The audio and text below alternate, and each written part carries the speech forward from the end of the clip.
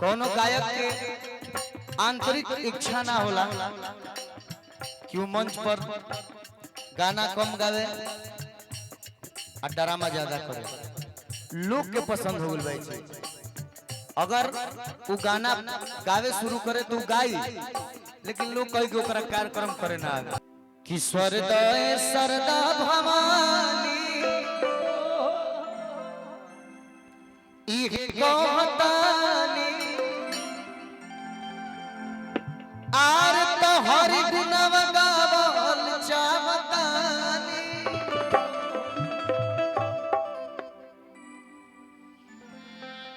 ठाकुर जी एक गीत के गाई पहले गायत्री ठाकुर जी, और ओकरा बाद सब कोई गावे लागल तो हमनियों के गावे लग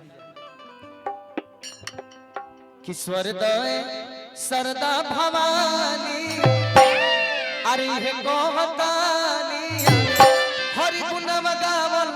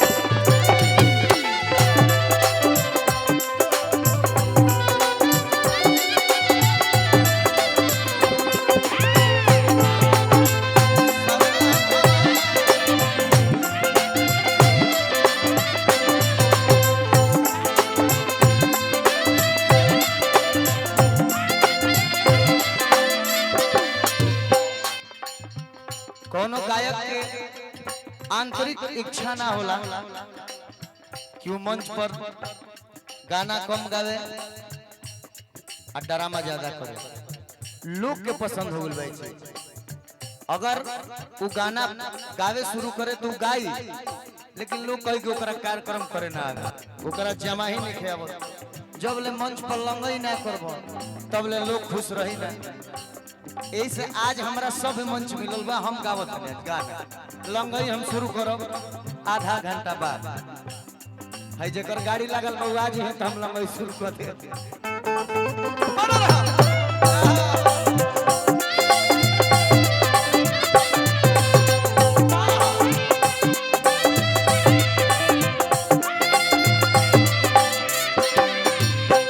ताल के तलैया मैया स्वर के सरिता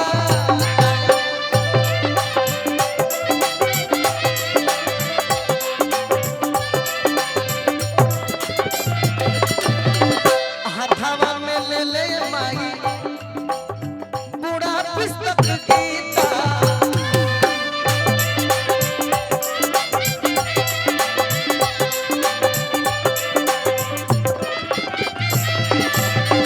ताल के तलैया मैया स्वर के सरिता हाथवा में ले ले माई बूढ़ा पुस्तक गीता। कि स्वर्दा है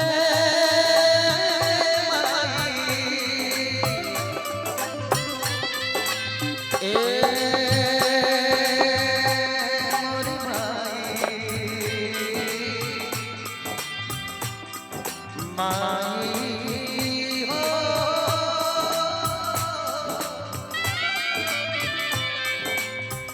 स्वर्दा सरदा भवानी इहे मंगतानी हरि गुणवा गावल चाहतानी।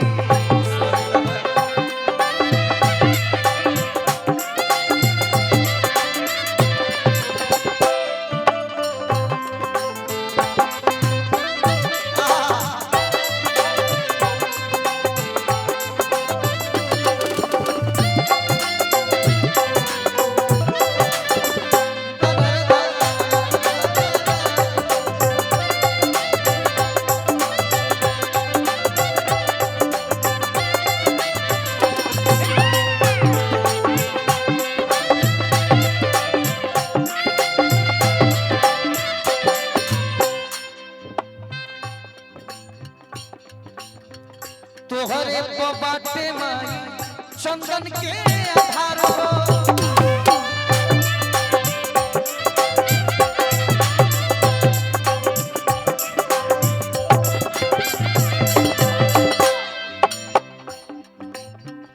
मैया गवनैया तनी रखी हो संभार हो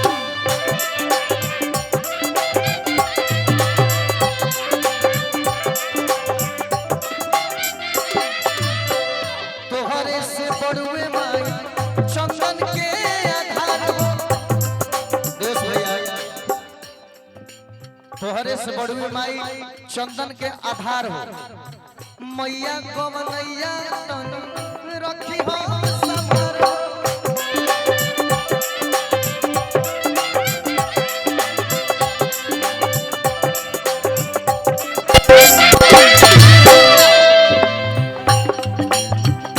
औरी न कुछ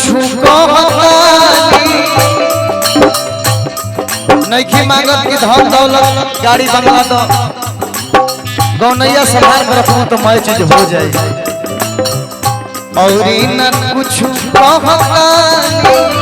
इहे मांगता हरि गुणवा गावो क्या बतानी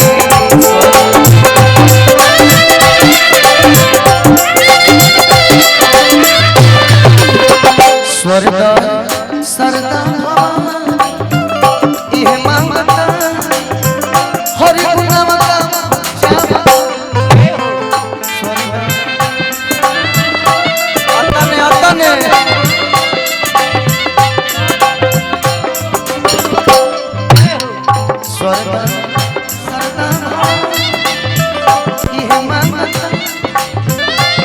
गुणवा